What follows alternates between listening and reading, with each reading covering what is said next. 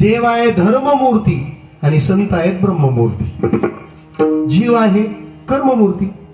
आपलं जसं कर्म आहे तसं आपल्याला फळ वाटायला येतं. याला काय म्हणतात? केले कर्म झाले ते भोगा. केले कर्म झाले ते भोगा.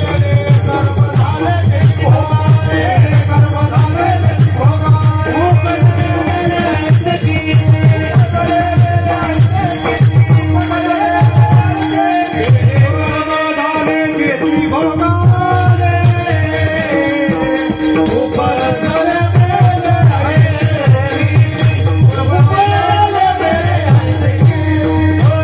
केले कर्म झाले ते भोगा.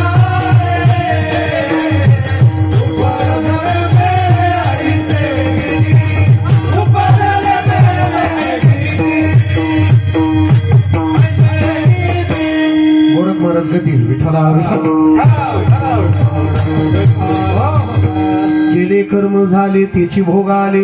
आपली जशी कर्म आहेत त्या त्या पद्धतीने आपल्याला चालावं लागेल. आपण ठरवलं मरायचं, लोक बरोबर उपचार करतात. आपण जगायचं ठरवलं, डॉक्टर म्हणतात सॉरी विठ्ठला. शेवटी आपण चालतो ते कसे चालतो? कर्मानुसार चालतो. कर्मानुसार चालतो.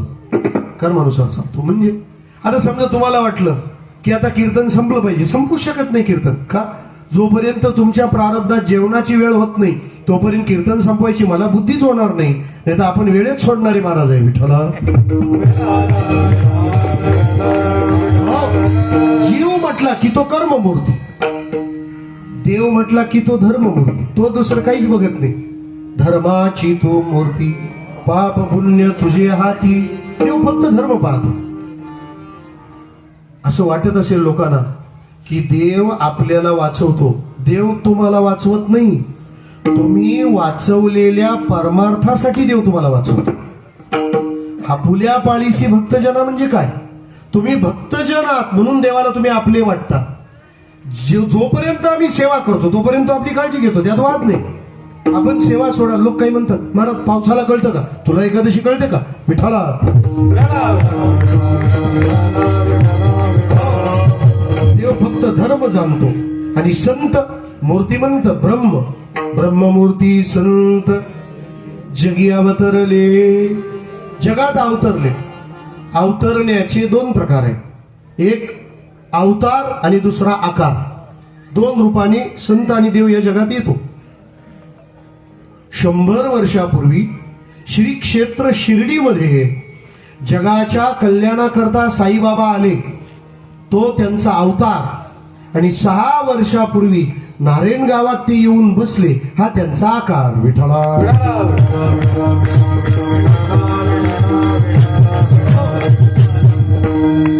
मूर्ती का बसवतात असा प्रश्न असेल. का बरं मूर्ती बसवायची? त्याची दोन कारण आहेत. एक पहिलं कारण आहे आपल्याला विग्रहाची सेवा घडली पाहिजे. आणि दोन आपण निश्चिंत राहिलो पाहिजे. देव मूर्तीच्या रूपानं का घेतो ना, ज्ञानोबांनी त्याचं फार सुंदर वर्णन केलंय. कोणत्या अध्यायात? परत तोच 12वा, म्हणजे 13व्याच्या आधी जो आहे तो भगवान वर्णन करतात 12व्या अध्यायात. भवसिंधूचे नि माझे कवणासी धाक नुपजे येत जरी की माझे भीती हान. अर्जुना, अरे हा संसार सागर इतका भयानक आहे ना, इतका भयानक आहे की माझी माणसं असली ना तरी पण घाबरतील. लोक कधी कधी म्हणतात, महाराज लोक पण घाबरतात कोरोनाला. अर्थ कोणी पण घाबरायचं जाईल तो. महाराज माझे असले तरी घाबरतील असं कृष्ण म्हणाला. मग मी काय केलं बघत बसलो का? पुढची ओवी ऐका. म्हणो निघा पांडवा मूर्तीचा मेळावा करून त्यांची नारायण गावा धावत आलो. विठ्ठला.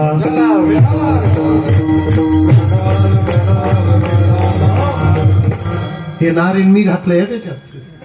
करून त्यांची या गावा धावत आलो. मी त्यांच्या गावाला धावत आलोय का? माझ्या भक्तांसाठी मी धावतोय ना, येतोय. मग तो काय चालत येणार आहे का? तो धावत येणार आहे. मोहे धावे घाली पाना नाम घेता पंढरी राणा. मग मूर्ती रूपानं देव काय येतो? त्याचं कारण ऐकून ठेवा. देवाच्या चरणावर आपण डोकं टेकवायचं. म्हणजे आपल्या डोक्यावरच्या सगळ्या चिंता कोणाच्या चरणावर आता त्या आपण नाही घ्यायच्या. घालून या भार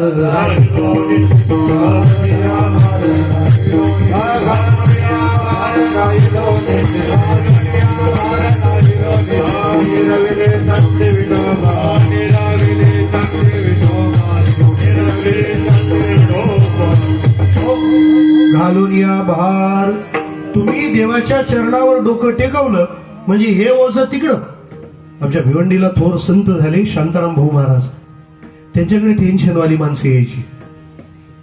माणसं साधू काही टेन्शन आल्यावरच जातात.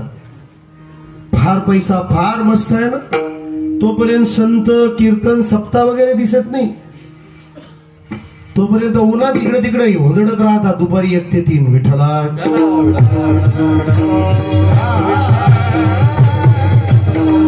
विना मांडवाचा कार्यक्रम. माझी विनंती आहे माणसानो जरा माणसात या. विठ्ठला विठ्ठल.